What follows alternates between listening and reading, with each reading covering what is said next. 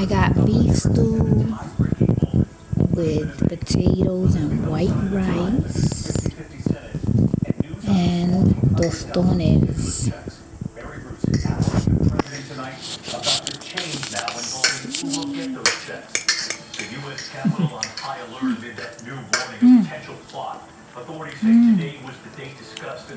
I love this. You like it? Delicious. I enjoy eating this. Pouring fuel onto a home, setting it on fire. And then he did it several times, and he allegedly had a list of targets.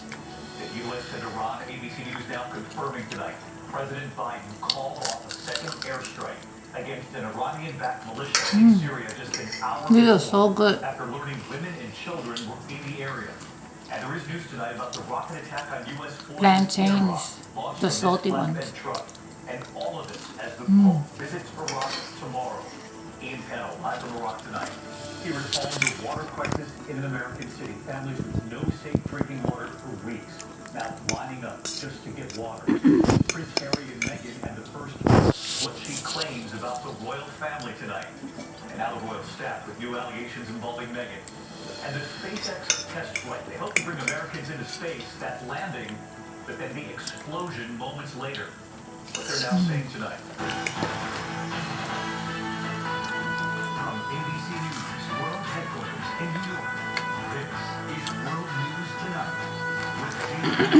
My soda. It's great to have you with us here on a Thursday night, and we begin tonight with the images from across this country ramping up vaccinations, and that number now 2 million shots a day. And it comes as the president and Dr. Fauci now warns that now is not the time to lift restrictions.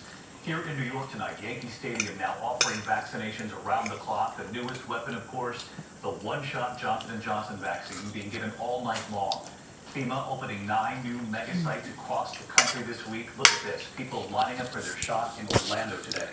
The supply to states is now up by about 26% from just a week ago. And tonight, that key number, 53,900. Oh my God, this food is so good, I Now choked. receive at least one dose. That's more than 20% of all adults. And tonight, the debate growing over states now lifting mask restrictions. Texas and Mississippi moving to allow Really good. businesses to reopen at 100% capacity. The Texas governor tonight now responding after President Biden criticized the move. And the Republican governor from Alabama today, Kate Ivey, saying their statewide mask mandate is working, extending it into next month. And all of this as new numbers from the CDC tonight show an uptick now. COVID cases increasing 3.5% within the last week. Deaths up more than 2%. ABC's Lee Johnson leading us off tonight from New York. Tonight, a pivotal milestone. The U.S. now averaging 2 million vaccine doses per day. Hundreds in long lines waiting for shots in Florida. The National Guard assisting in Kansas City. I just want to get a vaccine and one that will work. Starting today, Yankee Stadium will be one of the mass vaccination sites offering appointments 24 hours per day. But the overnight appointments are reserved for that new single-dose Johnson & Johnson vaccine. Good, right? Alabama today, easing restrictions on indoor dining, but keeping this mask mandate for an Don't make me laugh. But Mississippi and Texas dropping masks altogether. The Texas governor defending his move after the president called it Neanderthal thinking. The mask requirement being eliminated isn't going to make that big of a change in the state of Texas. Also, people in Texas will continue to wear masks even though there's not a state mandate. Texas has reported more cases in the past week than any other state in the country, nearly 50,000. Now is not the time to pull back. Over the last 7 days or so, we reached a bit of a plateau where the deflection of the curve isn't going straight down the way it was. That's a bad sign. Dr. Joseph Barone from Houston's United Memorial Medical Center has been on the front lines of the COVID fight for 350 straight days. Do you think Texas is ready to remove the mask? Absolutely not. In April, we lifted the restrictions for May, June, and July were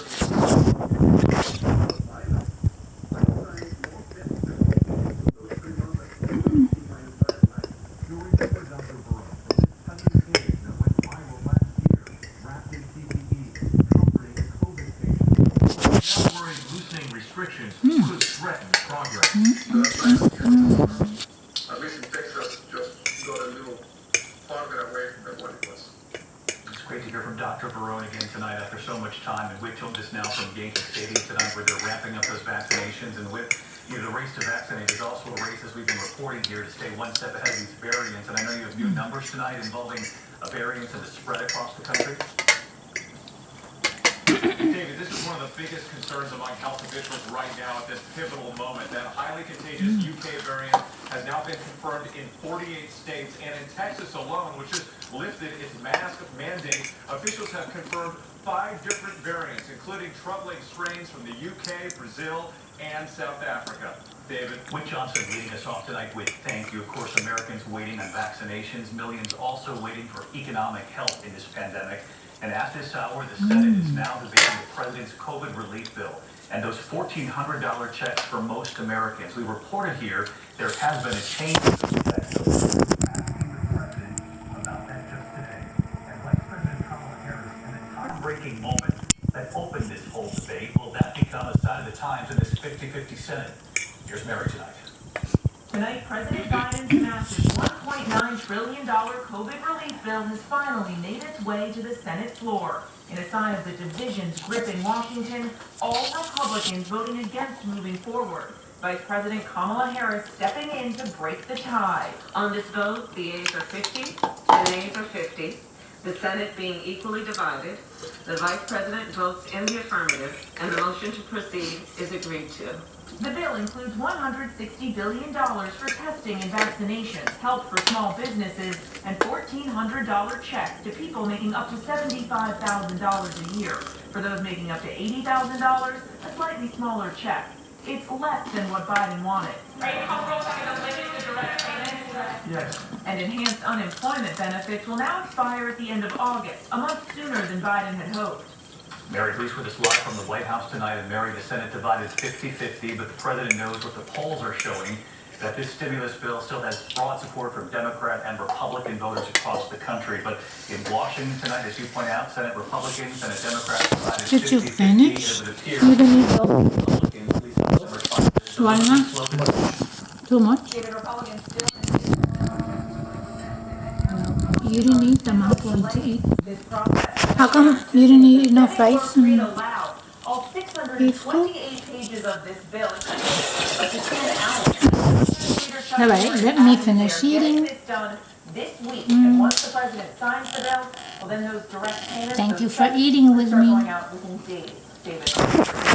Thank you. And Mary,